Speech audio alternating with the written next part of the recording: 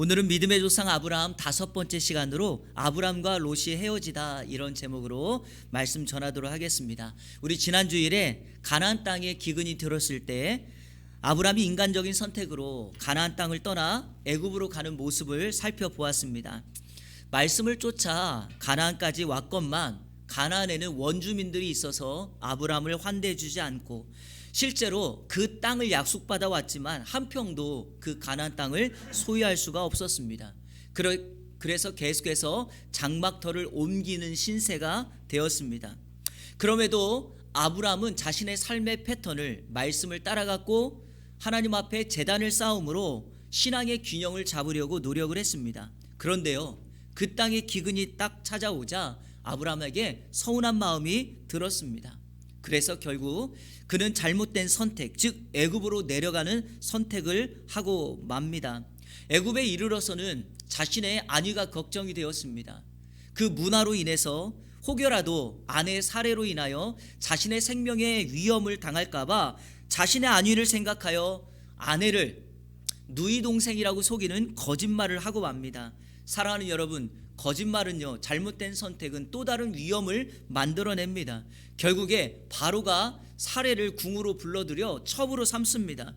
그리고 아브라함은 하루아침에 자신의 아내를 빼앗길 상황에 처해지게 됩니다. 말을 할 수도 없고 누군가에게 도움을 구할 수도 없을 그때, 아브라함이 아무것도 할 수 없을 그때 우리 하나님께서 아브라함의 인생에 개입하십니다. 성도 여러분, 신앙은 늘 이러합니다.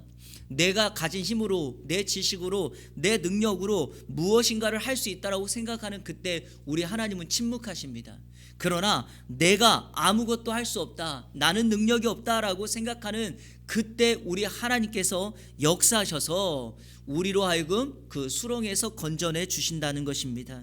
아브라함에게 그랬습니다. 하나님은 바로에게 재앙을 내리심으로 인하여 아내도 찾아오고 많은 재물도 얻게 됩니다. 그런데요, 정작 아브라함에게 있어서 그가 애굽으로 내려간 것보다 더 큰 문제가 뭐였는가?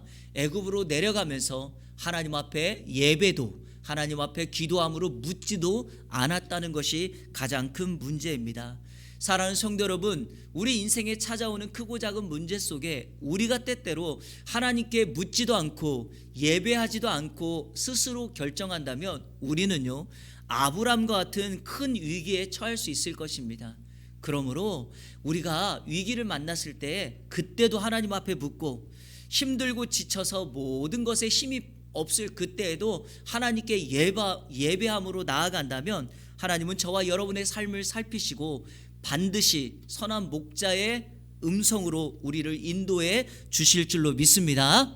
그렇게 해서 아브라함이 애굽에서 다시금 가나안 땅으로 돌아왔습니다. 오늘 말씀을 통하여 하나님께서 우리에게 주시는 은혜를 함께 찾으며 은혜를 나누도록 하겠습니다. 첫 번째 우리가 살펴봐야 될 말씀, 아브라함이 예배를 회복한다는 것입니다.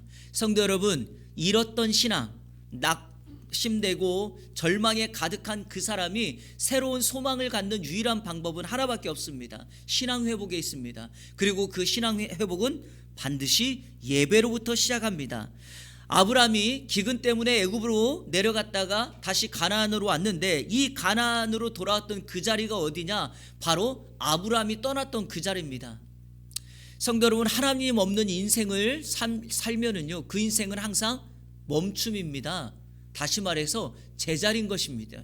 아무리 내가 멀리 가려고 해도, 내 방법을 추구하려고 해도 결국에 그 사람 항상 제자리에 서게 됩니다. 아브라함이 그랬습니다. 자, 우리 성경 3절 4절 말씀을 같이 읽겠습니다. 시작.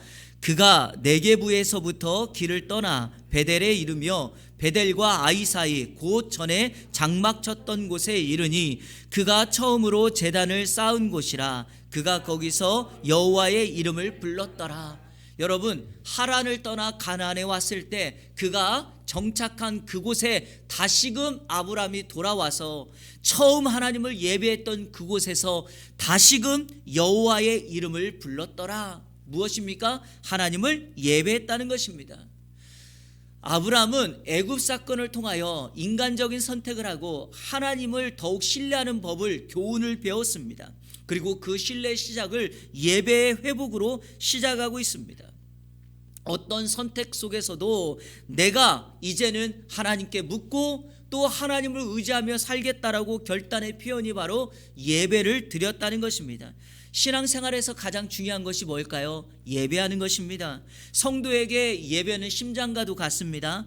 심장이 건강하게 뛰어야지만 온몸의 혈액순환이 잘 되고 온몸의 피를 순환시키는 것처럼 예배가 살아야 우리의 신앙도 우리의 신앙생활에도 힘이 나게 될 것입니다.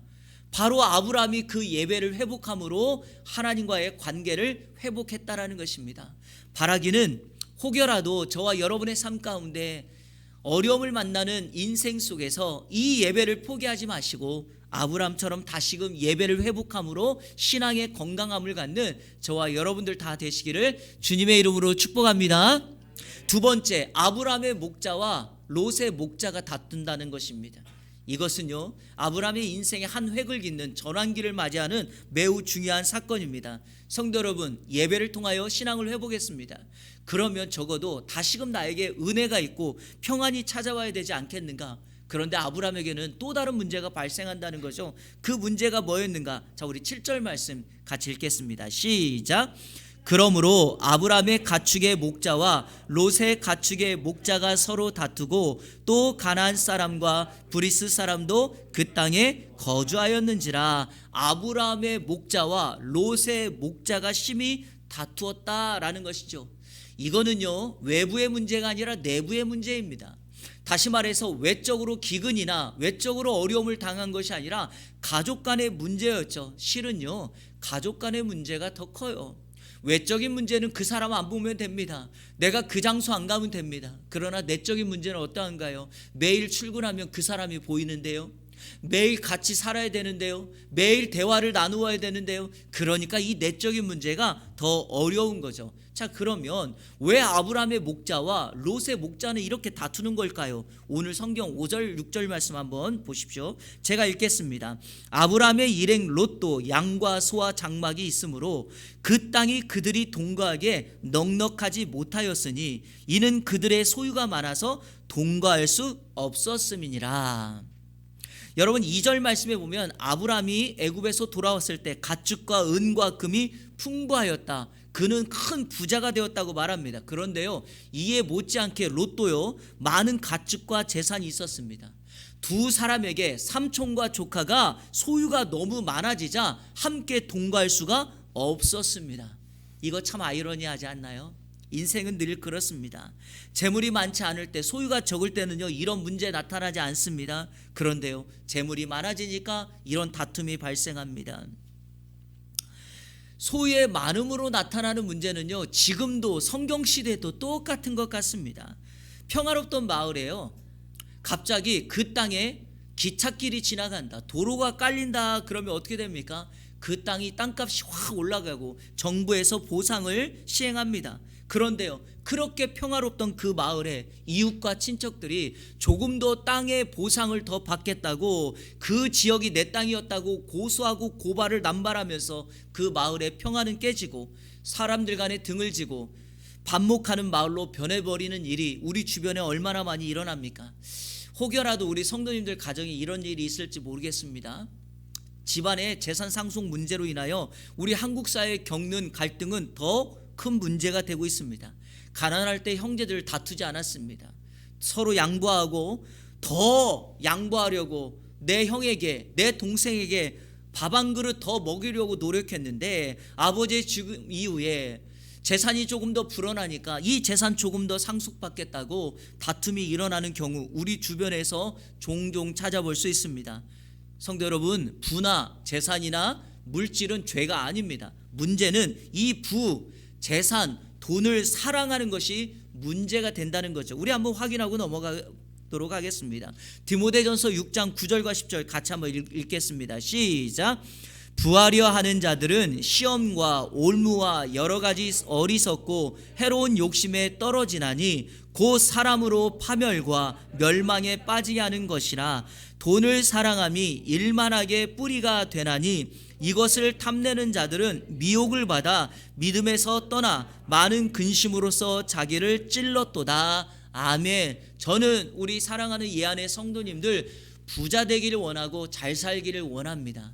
하지만 그 부가 여러분의 삶을 망가뜨리고 사람들과의 관계를 깬다면 여러분 그 부를 소유하지 마시고 부유하게 사시기를 축복합니다. 가진 것에 만족하며 있는 것을 잘 나누고 베풀면서 소소하게 살아가는 것이 진정한 하나님의 은혜인 줄로 믿습니다.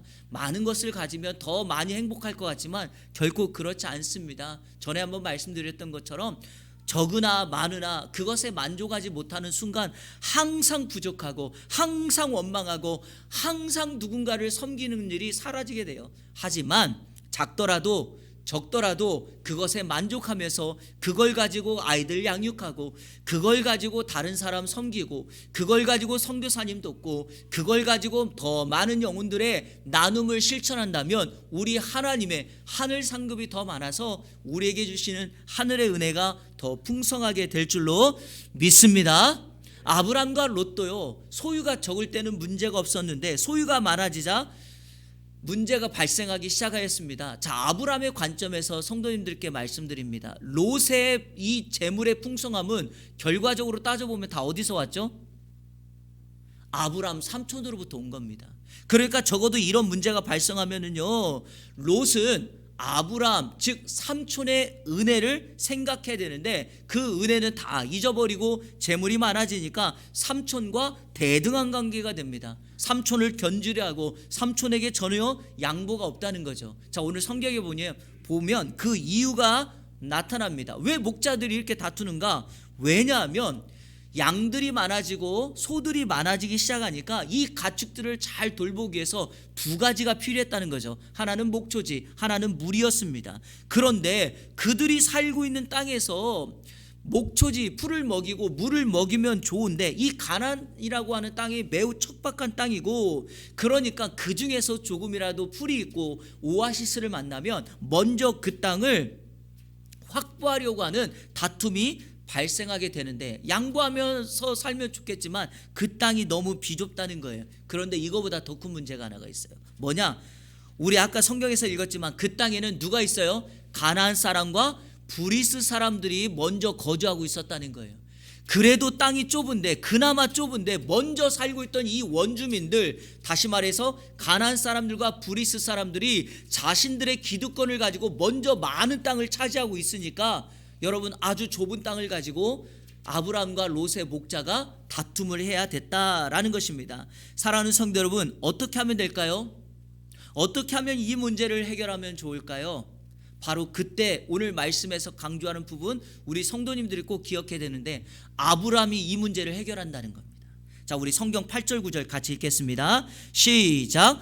아브람이 롯에게 이르되 우리는 한 친족이라 너나 내 목자나 서로 다투게 하지 말자. 내 앞에 온 땅이 있지 아니하냐? 나를 떠나가라. 내가 좌하면 나는 우하고 내가 우하면 나는 좌하리라. 성도 여러분, 아브람이 나섭니다.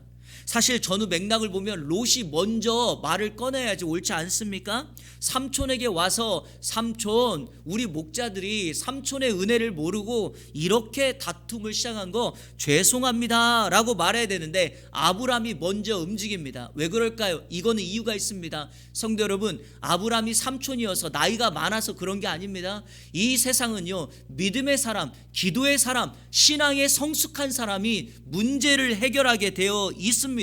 아브람은 축복의 통로였고 복의 근원이었기 때문에 아브람이 이 문제를 해결해야 됩니다. 그렇다면 저와 여러분이 이 세상에 있는 문제를 먼저 찾아가야 됩니다. 내가 잘못하지 않아도 이 세상의 문제는 믿음 있는 사람, 기도하는 사람, 믿음의 성장이 있는 사람이 그 문제를 해결해야 될 줄로 믿습니다.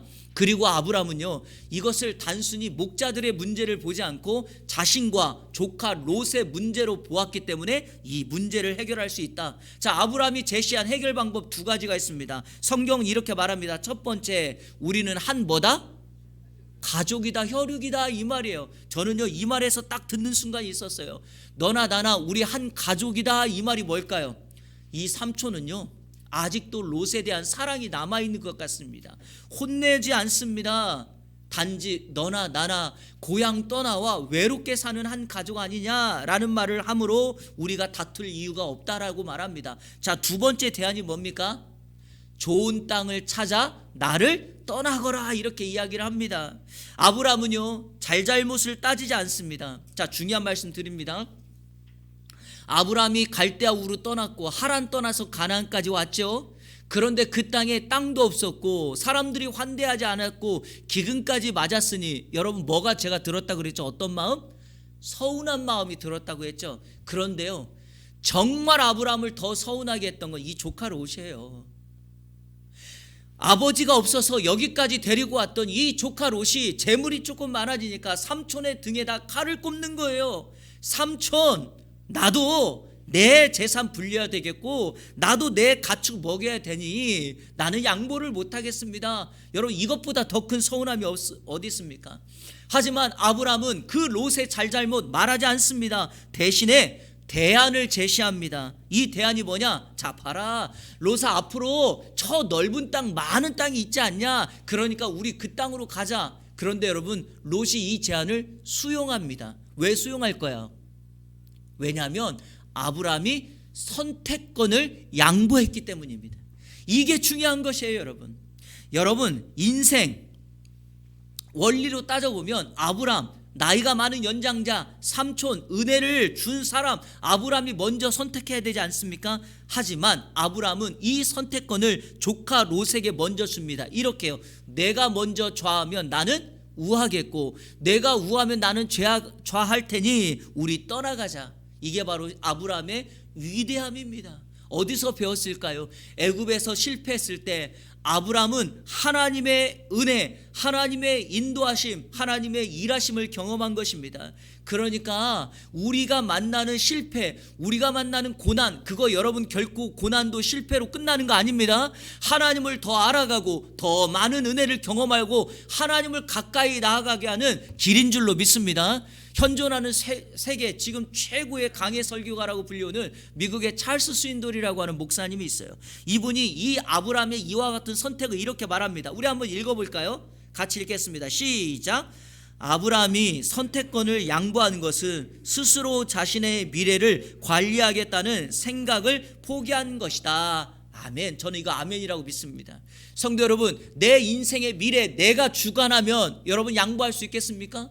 못하죠. 왜? 빨리 성공해야 되는데, 빨리 돈 벌어야 되는데, 빨리 내 이름 명성을 일으켜야 되는데 안 되죠. 하지만 하나님이 아브라함에게 약속했지 않습니까? 내가 내 이름을 창대하게 하겠다. 내 민족을 창대하게 하겠다. 내가 너에게 모든 땅을 주겠다. 하나님이 약속했으니 저와 여러분이 똑같이 하나님의 사람, 믿음의 조상 아브라함의 자손이라면 이 약속이 하나님께 있습니다. 그러니까 내 미래를 연약하고 제한받는 가장 약한 내 스스로에게 맡기지 마십시오. 자, 중요한 말씀 드립니다. 여기 계신 사랑하는 부모님들, 자녀 양육할 때 여러분이 시키는 대로, 여러분이 하라는 대로 그렇게 하면 자녀들이 잘 될 것 같습니까? 아닙니다. 죄송하지만 안 됩니다. 어제 여러분 지금 우리 뉴스를 뜨겁게 달구는 거 보시지 않았습니까? 어떤 본부장을 하나 세웠는데 그 아들이 학폭했는데 그거 무마했다가 지금 사과하고 사의 표명하고, 여러분, 아버지가 모든 것을 다 해주면 그 자식이 잘 될 것 같습니까? 아닙니다. 과거의 상처까지 다 끄집어내가지고 문제가 생겨요. 그러면 어떻게 해야 될까요? 부모님은 그 자녀가 하나님을 만나게 하고 그 자녀가 주님이 말씀하시는 것을 따라가게 하고 어떤 순간, 어떤 기회에, 어떤 장소에서 하나님 앞에 살아가도록 코람데오의 인생을 살아가도록 해야지, 사람들이 보지 않으니까 내 마음대로 한다, 죄악범하고 누군가를 때리고 숨어서 잘못된 일을 하는 그런 인생이 아니라 하나님은 우리 존전에 다 계시니까 그 하나님 앞에서 우리는 살아가야 된다라고 하는 신전의식, 그거를 가르쳐 준다면 우리 아이들의 미래가 하나님 손에 달려있지 않겠습니까? 저는 그것을 믿습니다.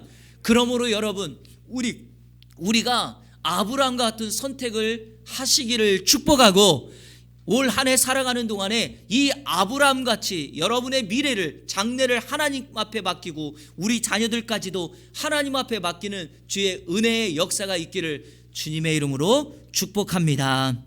또 하나 말씀드리고 싶은 거 이겁니다. 그 땅에 가나안 사람과 브리스 사람이 함께 거주했다는 건 무슨 의미일까요?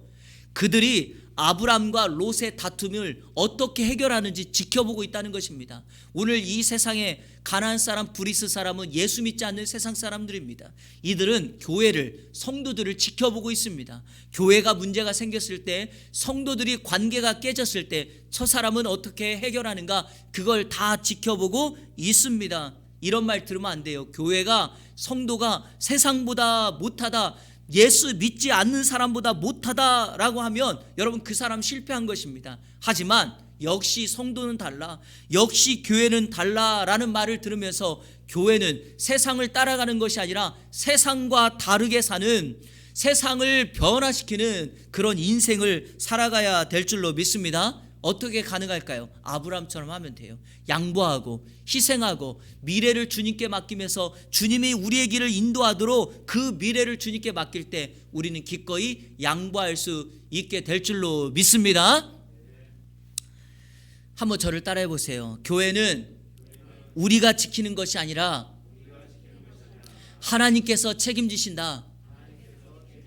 교회가 예수님이 주인이고 교회를 시작하신 분이 우리 주님이라면 반드시 교회는, 우리 이한교회는 하나님께서 책임져 주실 줄로 믿습니다. 세 번째, 아브람과 롯이 헤어집니다. 아브람과 롯이 헤어져요. 아브람의 목자와 롯의 목자가 다투고 난 이후에 이제 아브람과 롯이 헤어집니다. 아브람의 양보에도 아랑곳하지 않고 롯은 자신이 땅을 먼저 선택합니다. 아름다운 그림은 롯이 양보하면 좋겠지만 그렇게 양보하지 않습니다. 먼저 정답을 말씀드립니다.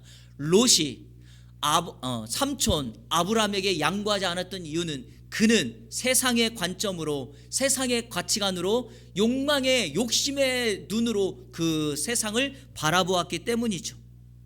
그리고 또 하나, 롯이 그렇게 하는 데 있어서 조금이라도 원인 제공을 아브람이 했다는 거 아십니까? 어떻게 해요?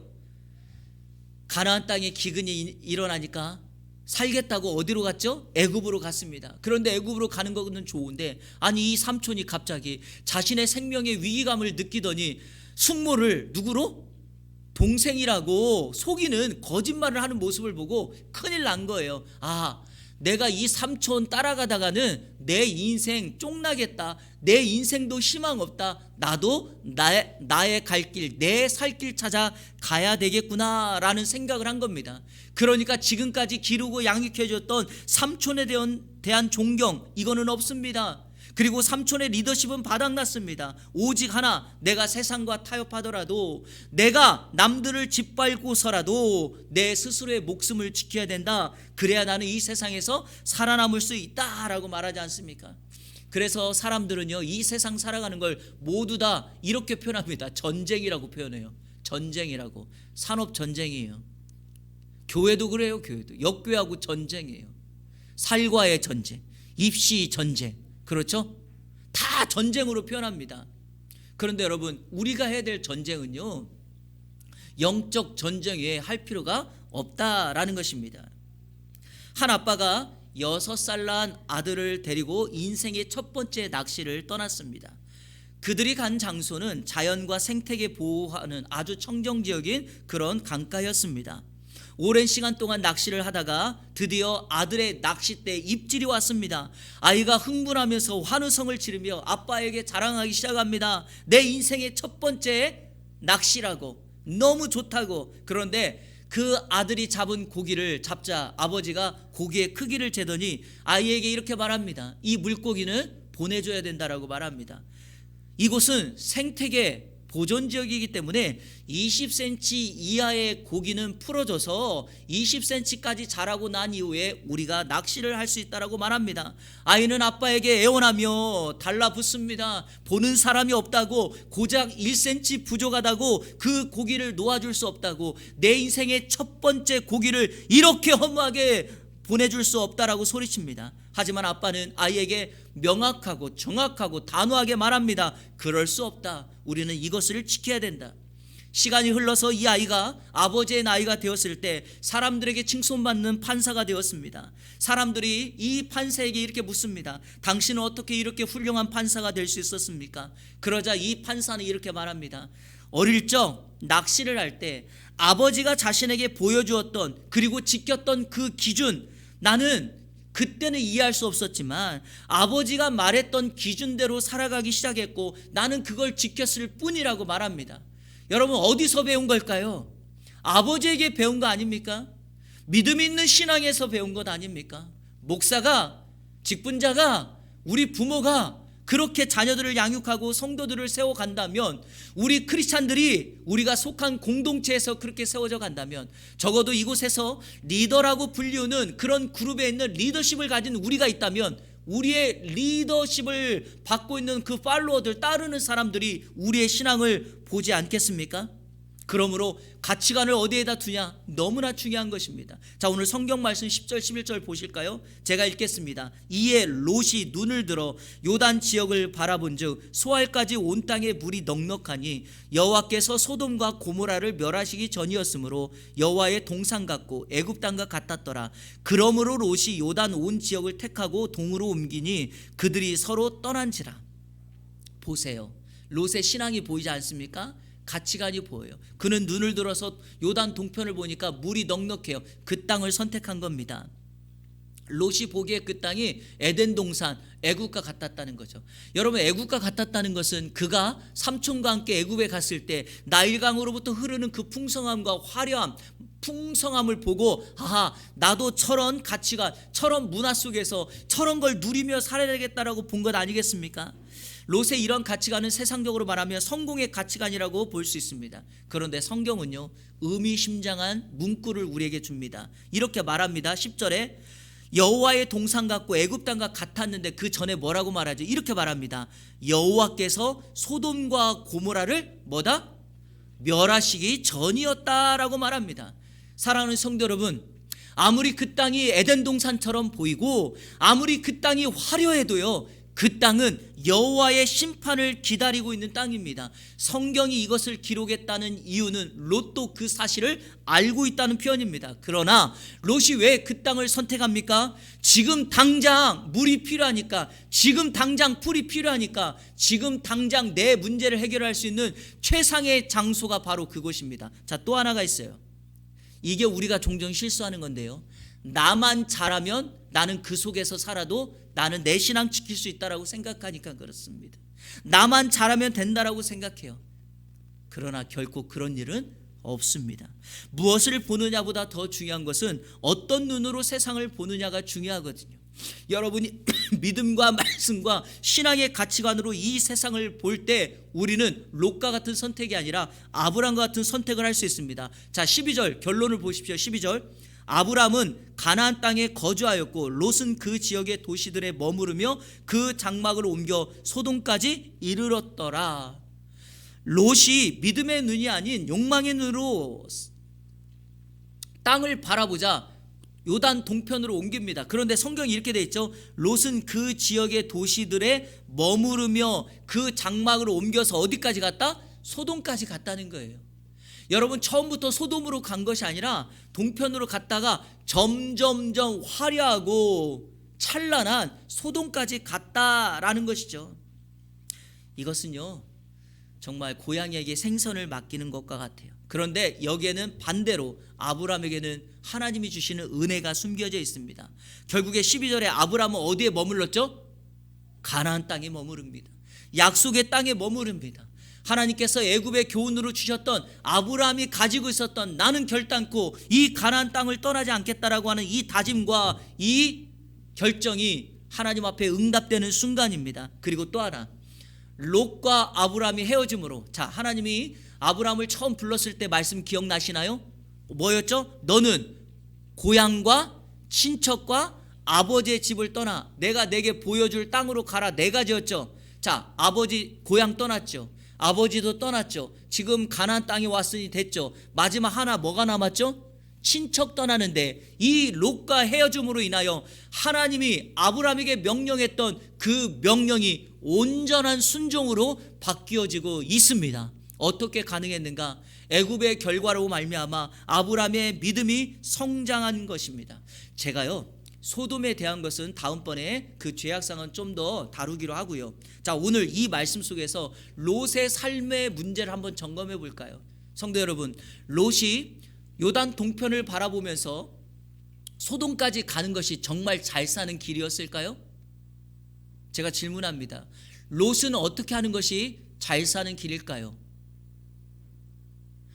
삼촌과 함께 있어야 됩니다. 삼촌을 떠나지 않는 것이 롯이 가장 잘 사는 것입니다. 왜냐하면 아브라함이 축복의 통로이기 때문이죠.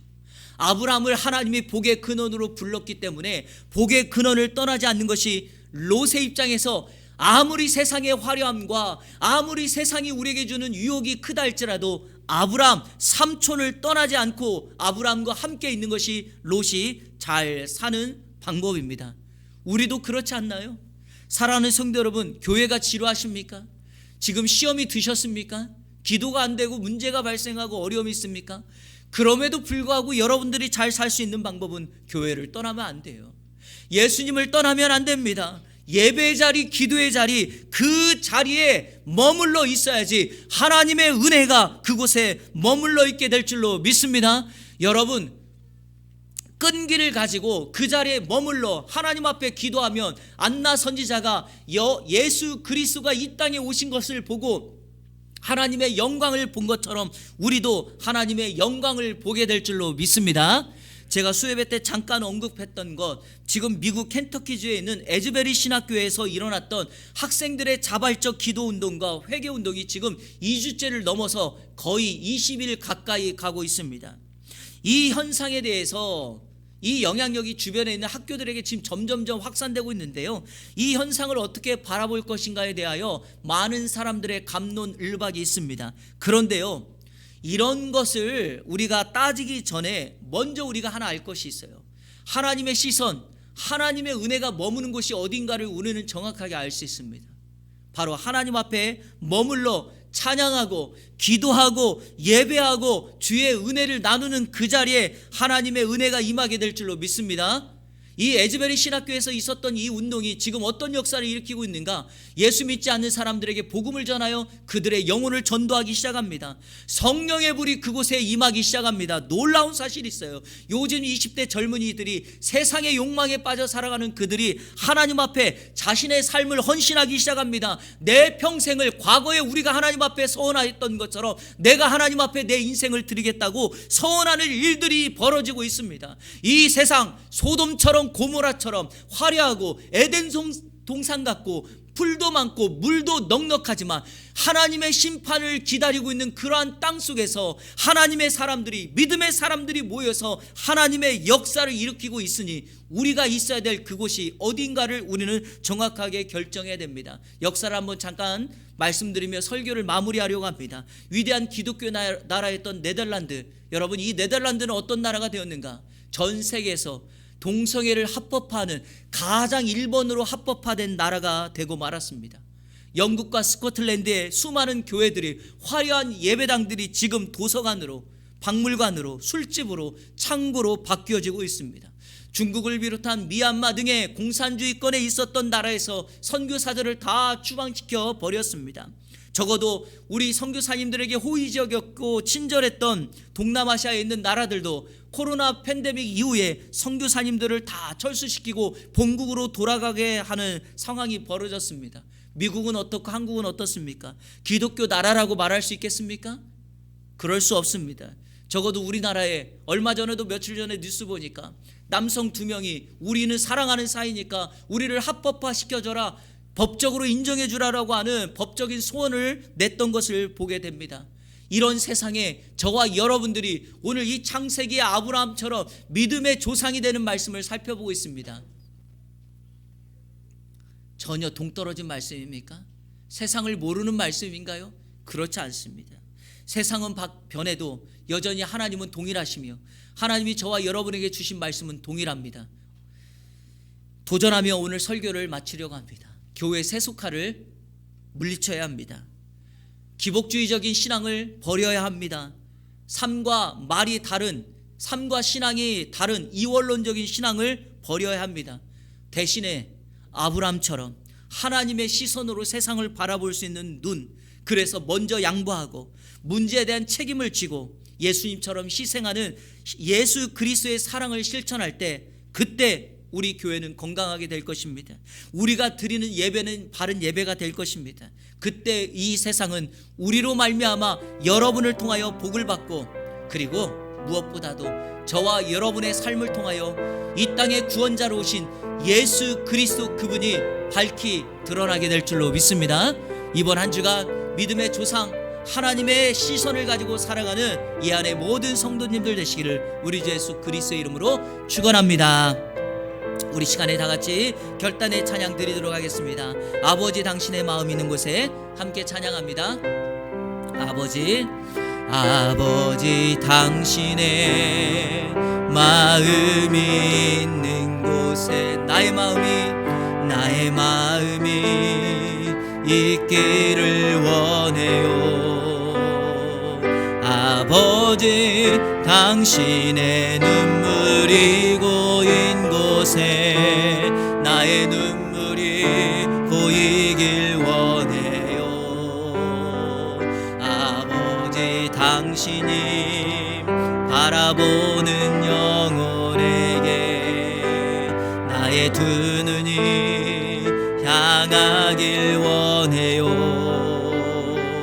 아버지 당신이 울고 있는 어두운 땅에 나의 두 발이 향하길 원해요.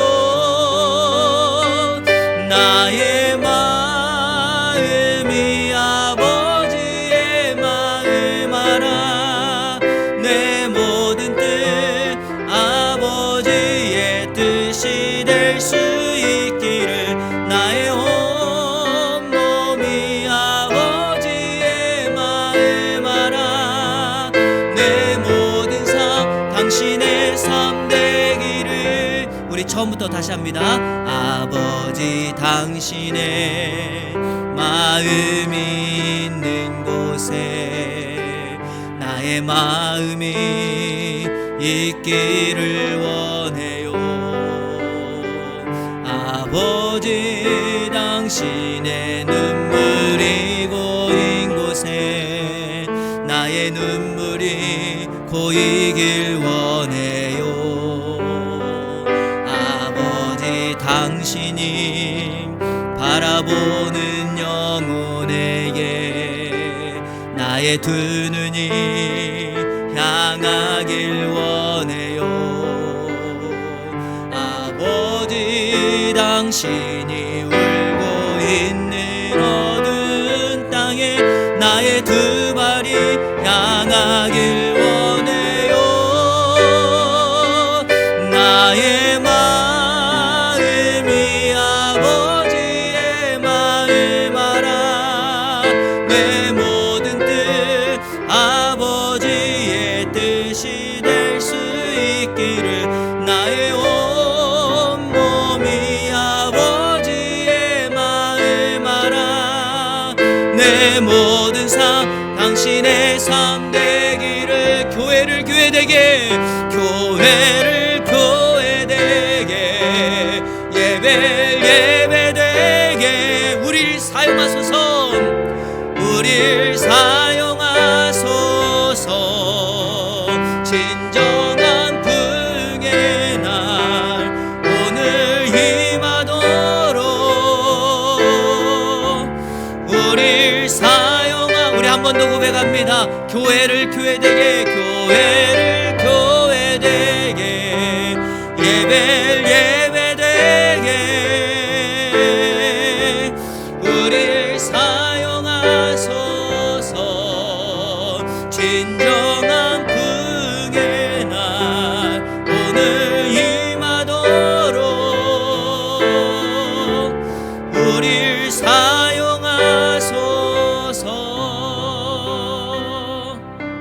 아멘. 제가 신학교에서 2학기 동안 예배학을 가르쳤는데요, 제가 학생들에게 가르쳤던 예배학의 핵심 딱 하나 이거 강조했습니다. 예배는 예배자를 통하여 하나님의 은혜가 임한다.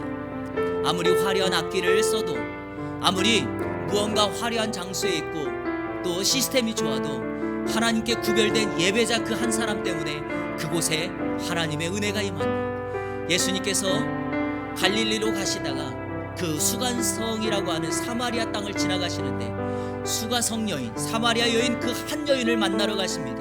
이유가 뭘까요? 그 한 사람 때문에 사마리아의 구원의 역사가 일어나니까요. 그 한 여인 때문에 예배가 회복되니까요. 그 한 사람 때문에 그 공동체에 하나님의 역사가 임하기 때문이죠. 마찬가지입니다. 교회가 교회되고 예배가 예배되고 한 사람이 축복의 통로로 설 때 그 한 사람 때문에 그 교회가 그 공동체가 살아나게 될 줄로 믿습니다. 여러분, 개척교회 하나님의 은혜가 임하지 않습니까? 그러면 10,000명 모여야 하나님의 은혜가 임합니까? 그렇지 않습니다. 우리 예수님은 낮고 낮은 사람들이 인정하지 않는 그 한 사람을 찾으러 그 이방 땅에도 가셨는데, 그렇게 화려한 성전에는 하나님의 은혜가 없다고 했는데 우리는 외적인 것만 바라보면서 나 자신을 준비하지 않는다면 그건 어리석은 겁니다. 사랑하는 이 안의 성도 여러분, 나를 준비하시면 됩니다. 여러분의 가정에 기도하는 엄마 한 사람 때문에 바뀝니다. 말씀대로 기준을 가지려고 하는 아빠 한 사람 때문에 아이들이 바뀝니다. 그럴 때 아이들이 그거 보면서 나는 내 엄마처럼 기도의 자리를 지킬 거야, 나는 내 아빠처럼 삶의 기준을 따라갈 거야, 이런 결단이 나오는 겁니다. 오늘 기도할 때 사랑하는 여러분, 우리 하나님 아버지의 시선이 어디에 머물러 있는지를, 이 소돔과 같은 세상 속에서, 타락한 세상 속에서 우리는 그리스도인으로서 무엇을 바라봐야 될지를 여러분 보아야 됩니다. 바로 그것이 저와 여러분을 지금까지 남겨두신 그 자리에 서게 하신 이유인 줄로 믿습니다. 기도할 때 하나님, 나를 통하여 아브라함과 같은 선택을 하게 하시고 롯과 같은 세상적인 욕망의 선택을 뒤로하고 오직 하나님의 축복의 통로로 살게 하여 주옵소서.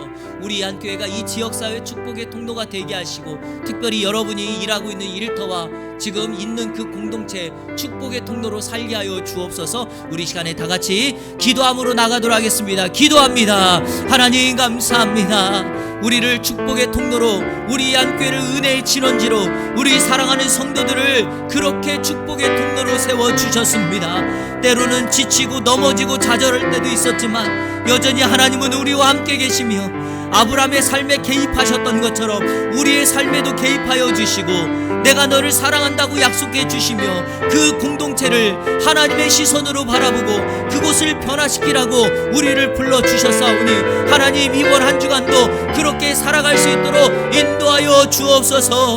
욥처럼 롯처럼 세상적인 기준으로 바라보지 않게 하여 주시고, 지금 당장 내게 필요한 것이 있다라고 타협하는 인생 살아가지 않게 하여 주옵소서. 하나님, 기도하는 엄마, 기도하는 아빠가 되게 하여 주옵소서. 기도하는 목사, 기도하는 직분자가 되게 하여 주옵소서. 우리 사랑하는 성도들이 이 지역사회, 우리의 가정과 우리의 일터와 우리의 사업장과 우리의 만나는 주변의 사람들에게 그러한 은혜의 역사를 나누게 하여 주옵소서. 세상은 아버지여 교회가 없어서가 아니라 교회다운 교회가 없어서며 성도가 부족해서가 아니라 하나님 편에 서 있는 성도가 없기 때문에 하나님 그러한 어려움을 당했다고 말합니다. 우리가 이번 한 주간 그런 말씀의 기준을 가지고 살아가게 하시고, 우리 성도들이 믿음의 본을 보이며 살아가는 은혜의 역사가 있게 하여 주옵소서. 좋으신 아버지 하나님 감사합니다. 오늘 주신 말씀을 통하여 다시 한번 우리의 삶이 이 세상에서 어떻게 살아가야 될지를 살펴보았습니다. 롯의 시선이 아니라 아브라함의 시선, 아브라함의 신앙, 아브라함의 가치관으로 살아갈 수 있도록 인도하여 주옵소서. 완벽해서가 아니라 주님을 신뢰하고 우리의 삶의 기울기를 주님께 둠으로 인하여 그렇게 살아가는 신앙의 삶이 되게 하여 주옵소서. 이번 한 주간 우리가 속해 있는 공동체에 나로 말미암아, 우리로 말미암아 그곳이 복을 받고 우리의 자녀들이 장래가 주님께서 인도하시는 미래가 되게 하여 주시고, 우리 교회와 우리 모든 성도들이 이 지역사회 축복의 통로로 설 수 있는 하나님의 은혜가 있게 하여 주옵소서. 예수 그리스도의 이름으로 기도하옵나이다. 아멘.